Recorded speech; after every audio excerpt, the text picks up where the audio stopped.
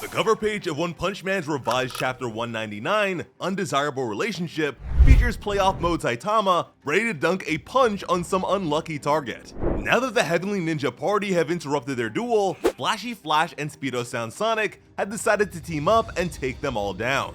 Flashy Flash saw this as an opportunity to see if Sonic's skills are still as sharp as before. This pissed the smiling ninja off, since the S-Class hero had clearly forgotten his place. Instant Moment rushed towards them as Melodic Tune did the very same overhead. Instant Moment called them fools. He insisted that although they're confident in their speed, it was nothing compared to his weapon. Which reminds me of Renji Zanpakuto from Bleach. This is the Cutter Whip, and as the ninja sent it towards the duo, he was proud to hear it break the sound barrier. But then came something he wasn't expecting at all. Strangely enough, there was a second sonic boom that wasn't his own.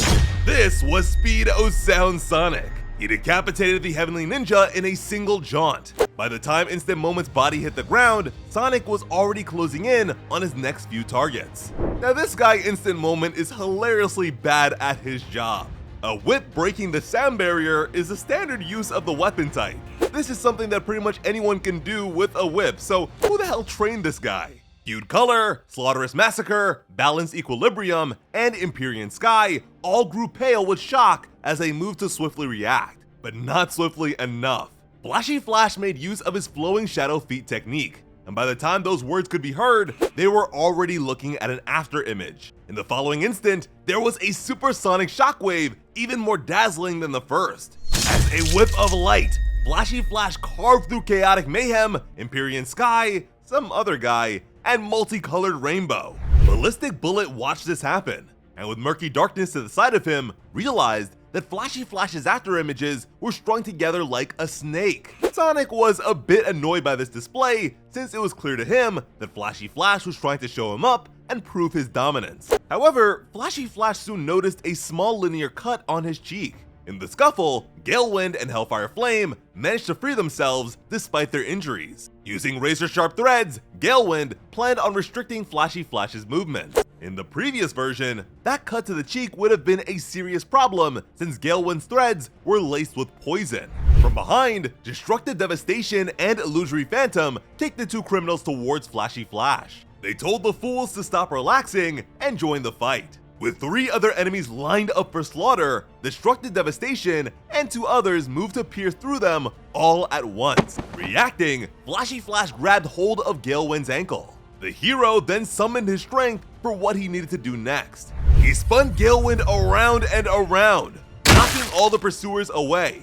Oh, how the mighty have fallen. Destructive Devastation was even sent through Galewind's threads, splitting his body into many pieces. Flashy Flash wasn't very impressed by the coordination of the Heavenly Ninja Party, or lack thereof. Sonic chuckled, since this was to be expected of the Ninja Village graduates. Since birth, they were raised to think of one another as enemies and never comrades.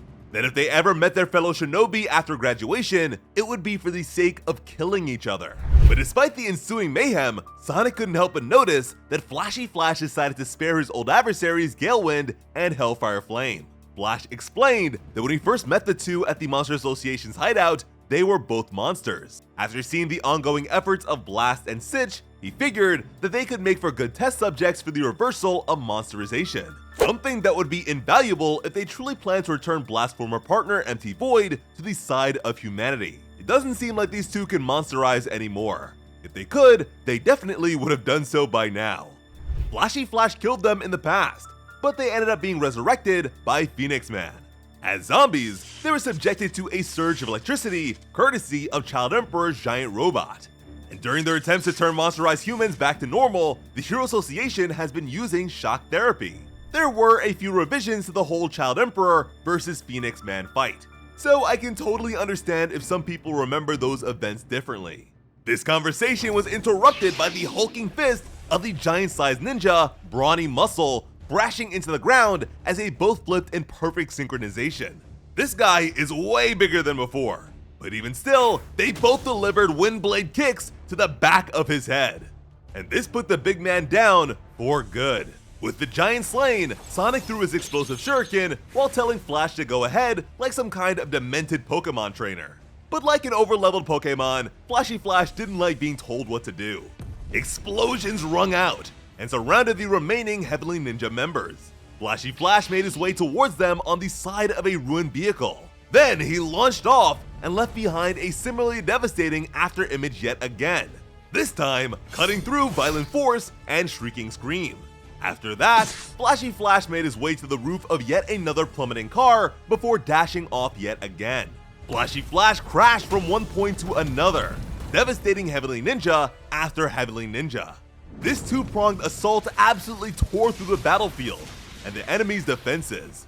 Ballistic Bullet insisted that he, Murky Darkness, Insanely Mad, Melodic Tune, and Rumbling Thunder all stand back to back. Their tone has clearly shifted from one of superiority to that of bone-chilling fear. They wondered if the two speedsters had been doing some sort of coordination training. Meanwhile, they haven't actually trained together since they were children. But despite their attempt at more secure placement, something began to rumble beneath their feet. While leaping from the rubbish, Sonic separated all their heads from their shoulders while feigning ignorance towards their inquiry. And just like that, the Heavenly Ninja Party has been defeated. The mountainous location of their childhood dreams has been returned to its prior ambience. Turning to Sonic, Flashy Flash admitted that he was convinced his old friend had been taken in by that man and was in despair. Sonic didn't understand the lack of faith. He told Flashy Flash not to be dumb. An old fart like that man didn't faze him in the slightest. Instead, he saw this as the perfect opportunity to see Flashy Flash's current skill level while he severs all ties with the ninja village. Letting out a breath, he admitted to being relieved that Flashy Flash wasn't good for nothing. In fact, he was feeling generous enough to allow the ninja hero to become his right-hand man as he becomes the leader of the new ninja village. Flashy Flash scoffed and gave him a coy smile of recognition. He asked Sonic if being the leader was truly the right choice, even though he's the weaker of the two. To that, Sonic wondered if he should just kill Flashy Flash instead. This was a brutal revision, but still a great one. Usually, chapters are revised to be less of a massacre, but this time it's the opposite. The Heavenly Ninja Party looked like total jokes this time around. Instead of 3 chapters and no fatal blows, they'd been slaughtered in 1. Instead of Sonic being used as comedic relief and being totally outshined and upstaged by Flashy Flash, he didn't even break a sweat and did just as much as his peer. It seems like Murata has decided to speedrun through the fodder, which can only mean an even greater focus on the empty void moments to come. We are now 5 chapters into the intended 8 revisions, and the old version finished up with the appearance of Blast. So we should all be very excited to see what we are given in the next one. And we will be here for all that and more, so be sure to stick around with the channel. As always, I am Sliceable Otaku. Thank you all so much for watching and have an awesome day. I love you.